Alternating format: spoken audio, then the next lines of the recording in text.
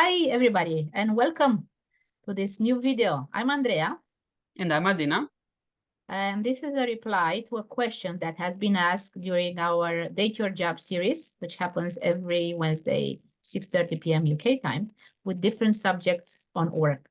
And the question, and it's a very big question, is how to avoid burnout. Well, the short answer is we are creating a course on it.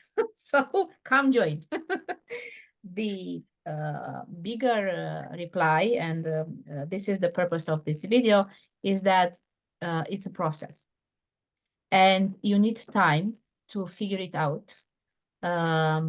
You need a practice to do daily, a routine that works for you.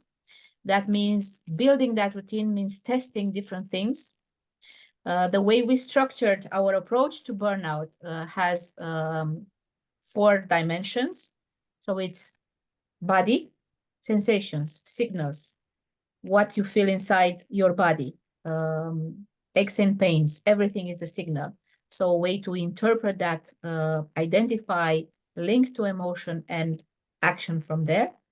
Emotions, what you feel, right? Fear, anger, disappointment, frustrations, these are all emotions.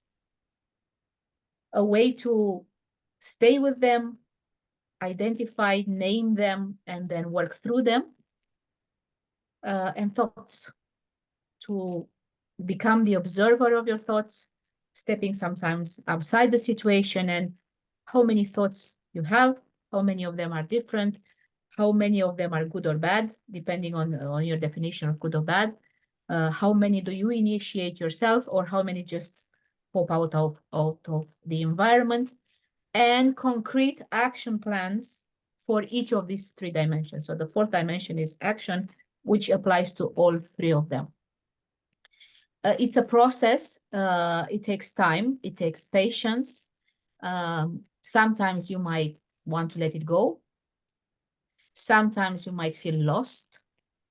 But in my experience, it's well worth it. Because what you will do with the process and with getting to know these different dimensions of you is you build up a warning system. So you know when you are starting to get there. In order to avoid it, you need to start somewhere. So first know your start point, and burnout is over here. What happens in between on all these 3 dimensions and actions with it. That's a very short version of our work. And what's more important, and I'm going to leave it with that, create a toolkit that you can use in every situation. A toolkit that is tried and tested, especially when it doesn't count.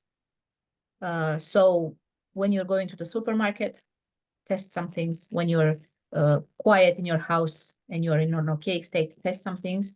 So when trouble happens, when life gets in the way, because it does, you have those tools available, and you know, I like this one, it works for me, it fits me, I'm going to do this, and I'm getting this result.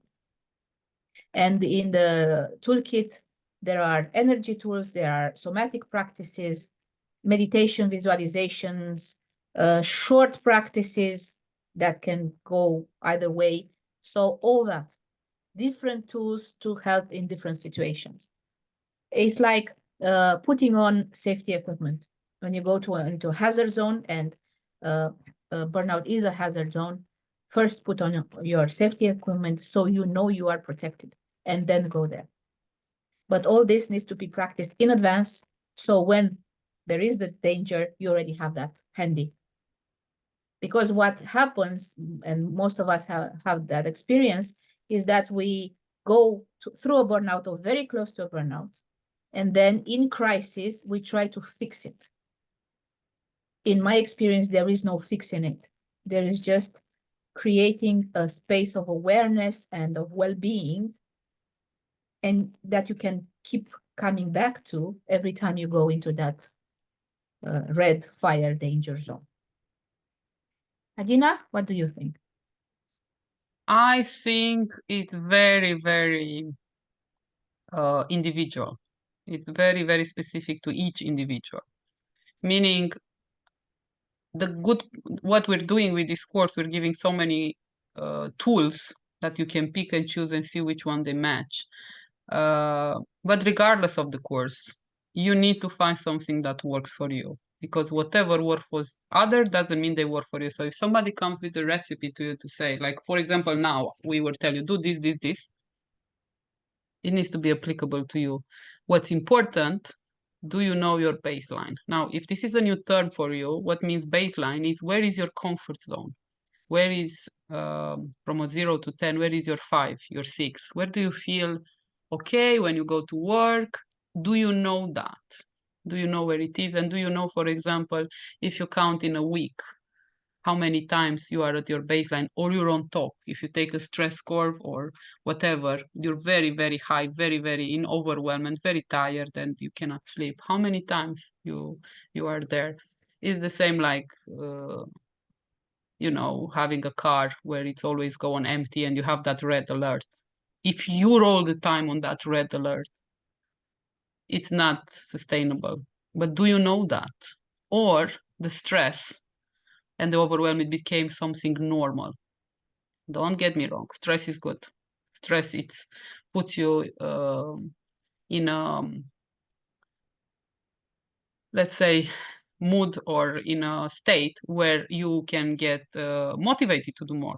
I work in stressful situation. I like it sometimes. I don't like it all the time. And I know now, after I went through a burnout, what if I go too long at this edge, if I get too long on this stress, I will get again in a burnout. I know that now because I went there. What we want is people not to get there, to have the signals to understand when you get there.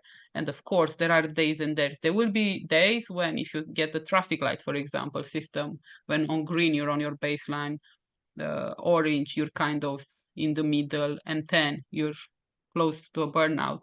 There are days when you will go directly to a red zone where you will automatically be on a 10, but it happens for a moment or for 2 or for an hour, and then you come back. The problem is if you go too long on orange phase, right? On an 8 or 9, you're all the time tired, or all the days and days on red, you will crash. The same with the car will stop. There is no gas. But what can you do, right? With us, with our systems, which means our body who is signaling in different way.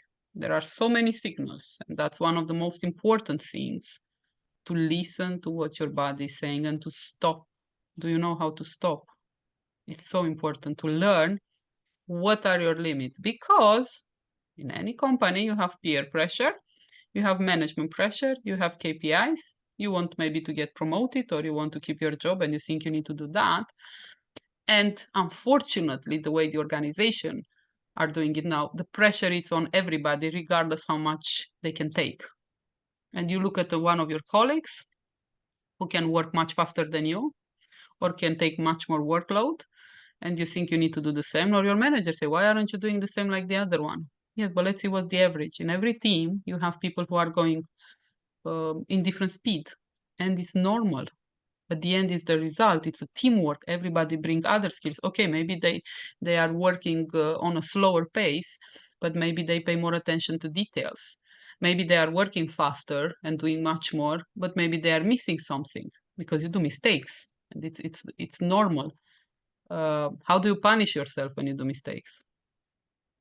Do you go into this crazy mode where you think, oh my God, I'm an idiot and everybody will see me and what's happening? Or do you say, okay, let's see, can I learn something from it? What is the approach of the company you're working on the organization of the mistakes? Do you get punished? Do you get told off? Do you look at it and say how we can improve? These are important things, because psychological safety, to feel okay, to work in your speed, it's important.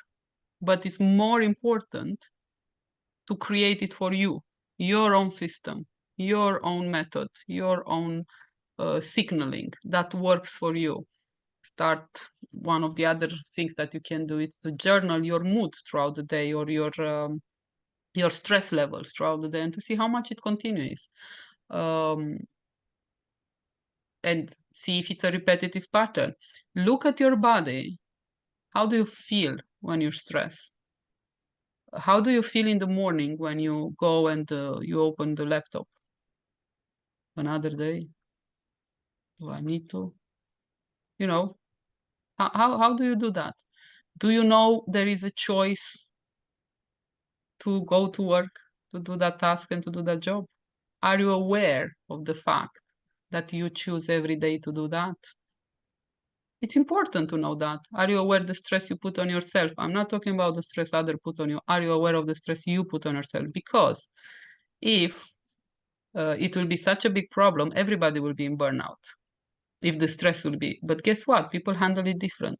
So it's important to you can look at other and learn different things, but you cannot copy. Not everything is applicable.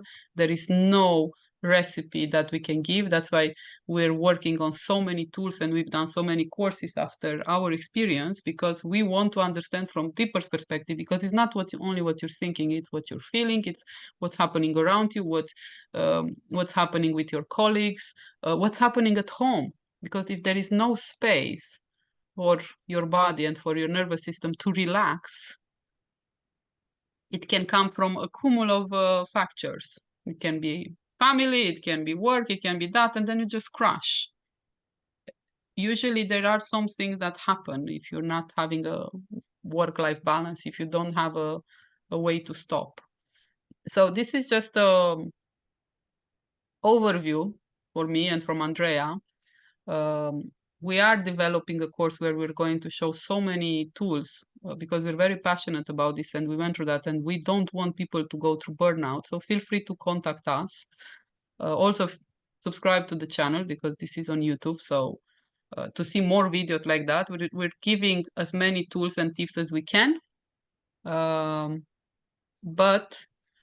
it's important to have a conversation with yourself to know where you are and how was it, after you finish university or high school or whatever, when you were excited to go to that job? What happened from that point until now? How can you get back there? Do you want to get back there? I think it's important to get back there. I think it's important to live your life in a calm state and to enjoy work. I don't think all the jobs needs to be stressful. I don't believe in that. But it needs to start with us. So thank you for listening to us. And good job for asking the question. That is a very important first step.